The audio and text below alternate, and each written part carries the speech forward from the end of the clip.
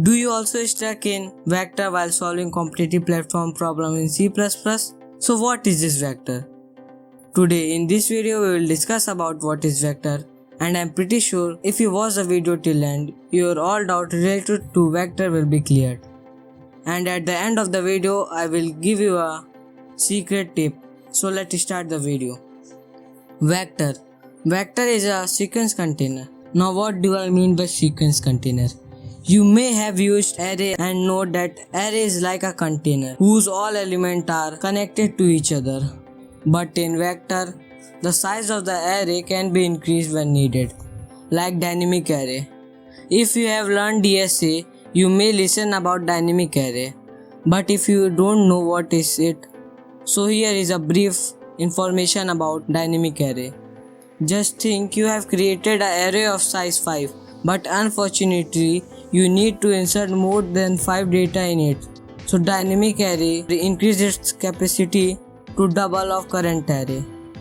That means if its capacity is full, here when I used to add more than 5 data, then the array will increase to 10. Now let us know how to use vector in C++. So let's go to our editor. So first we will include IO stream and vector header files.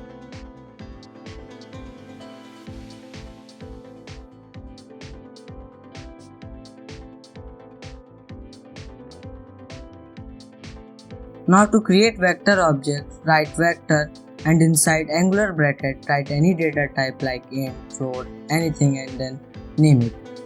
Now here I will take input from user, he or she not give 0.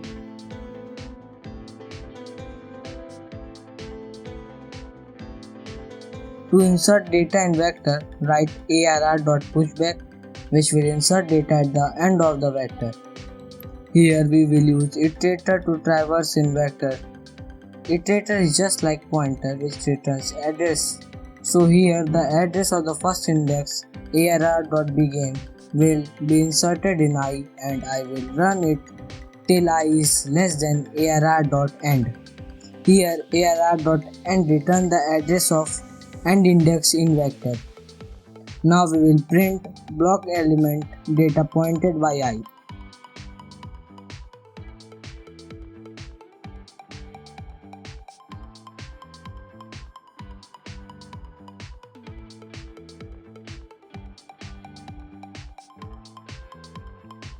Let enter 1 to 10 number and then enter 0.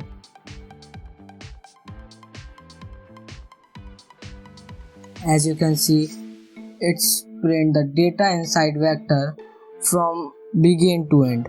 Means whatever code we write works perfectly.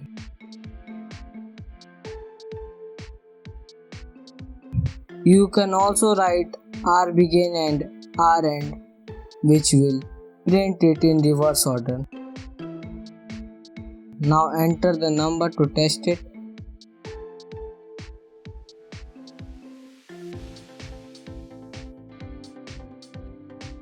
And yes, as you can see, it's print the data in the reverse order.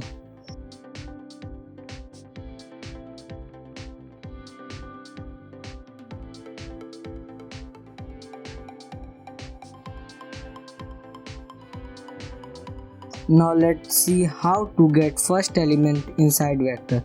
So for that, write arr.front which return the first element in vector. Let's see what happens if we run it.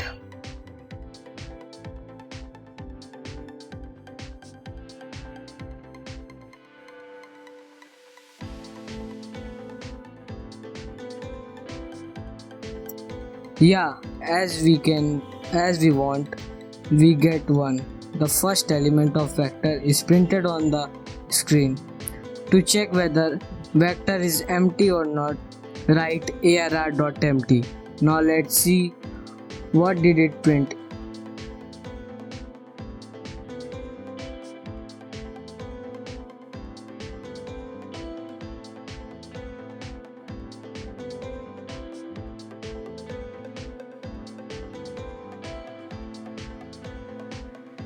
And here it's print 0 1, where 0 is the output when arr.empty runs and 1 is the first element in vector. That's how our program runs successfully. Now moving to next functions, you can access element of any index by writing arr.add. It take index number and return the element at that particular index number. As I write third index. Now let's see that does it shows 4 or not.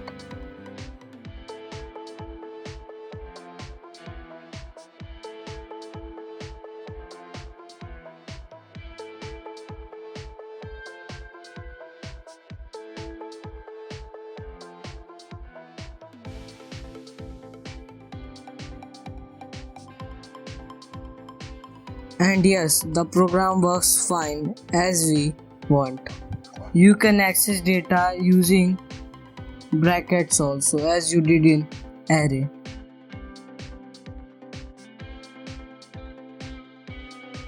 Now to delete the last element from vector, we will write arr.popback.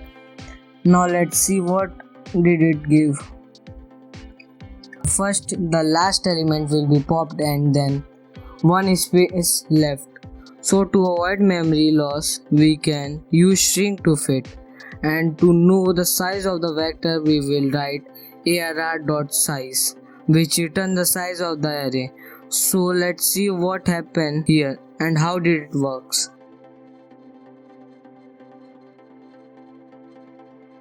So first the last element will be shrink, means now the capacity will be 9. So the arr.size function will return 9 as the output. So it printed the right answer as we thought. To free all the element in vector, we use arr.clear.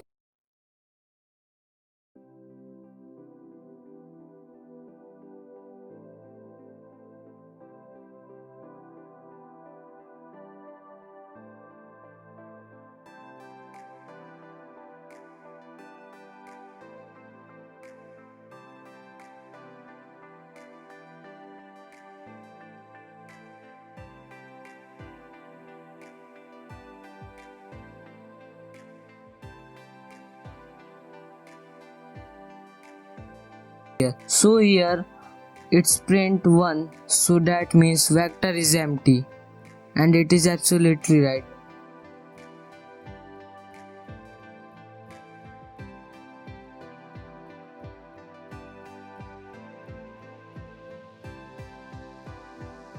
To remove a particular element, we use erase, which take iterator element, or you can delete from a particular from an element to another by giving both iterators. Now let's check whether font change or not.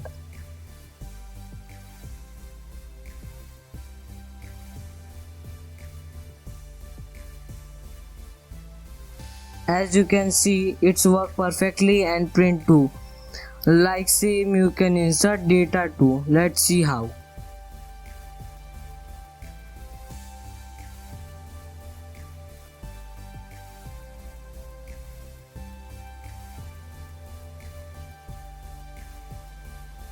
As you can see, I insert 5 in first index and now the front is 5. Now we will see how to assign data in vector. So I will write arr.assign. After that write the number of index should be initialized with 0. So what happen is that the first 5 elements of vector are assigned with 5. Now just print the output.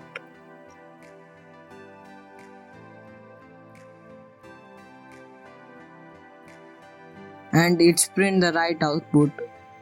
As you can see, 5 times 0 are printed. So now you have learned what is vector and how to use it. But as I said, I will give you a secret surprise at the end of the video. So here comes that time. So what is the secret surprise? Never use at function at iterator because it takes much memory as well as time. So it is better to use split trim notion for iteration. Why Hope you learned something from this video. Thanks for watching the video. Please like, share and subscribe the channel for such more